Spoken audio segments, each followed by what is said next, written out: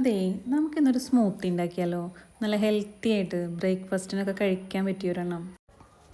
അതിനായിട്ടേ ഞാനിവിടെ കുറച്ച് നട്ട്സ് എടുത്തിട്ടുണ്ട്, പിന്നെ കുറച്ച് അവിൽ, പിന്നെ ഓട്സ്, പിന്നെ നമുക്ക് ഫ്രൂട്ട്സ് ആയിട്ട് കുറച്ച് ബനാന എടുത്തിട്ടുണ്ട്, ഡേറ്റ്സ്, ക്യാരറ്റ്, ഒരു കുഞ്ഞു കഷ്ണം ക്യാരറ്റ് എടുത്തിട്ടുണ്ട്, പിന്നെ ഒരു ആപ്പിള്.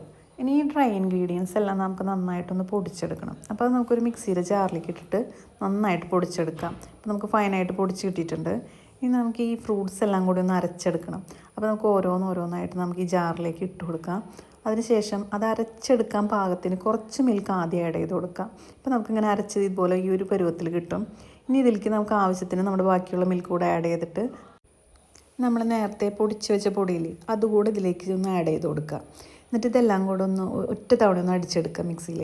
അപ്പം നമ്മുടെ സ്മൂത്തി ഏകദേശം റെഡി ആയിട്ടുണ്ട്. ഇനി മധുരം കൂടുതൽ ഇഷ്ടമുള്ളവരാണെങ്കിൽ വേണമെങ്കിൽ 1-2 സ്പൂൺ തേൻ ആഡ് ആക്കി കൊടുക്കുക. ഞാനിവിടെ 1 സ്പൂൺ ആഡ് ചെയ്തിട്ടുള്ളൂ. ഇനി നമുക്കതൊരു ഗ്ലാസ്സിലേക്ക് ഒഴിച്ച് മാറ്റാം.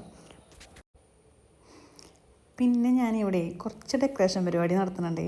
ഇതിപ്പോൾ അത്ര അത്യാവശ്യമുള്ള കാര്യമൊന്നുമല്ല, കാണാൻ ഒരു ഭംഗി ഉണ്ടായിക്കോട്ടെ എന്ന് വിചാരിച്ചിട്ട് ഞാൻ ചെയ്യുന്ന പരിപാടിയാണ്.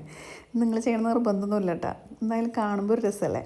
അപ്പം നമ്മുടെ സ്മൂത്തി റെഡി ആയിട്ടുണ്ട്. അതെല്ലാവരും ഒന്ന് ട്രൈ ചെയ്ത് നോക്കുക, കുട്ടികൾക്കൊക്കെ എന്തായാലും ഇഷ്ടപ്പെടും. അപ്പോൾ വീഡിയോ ഇഷ്ടമായാൽ ലൈക്ക് ചെയ്യുക, കമൻറ്റ് ചെയ്യുക, സബ്സ്ക്രൈബ് ചെയ്യുക.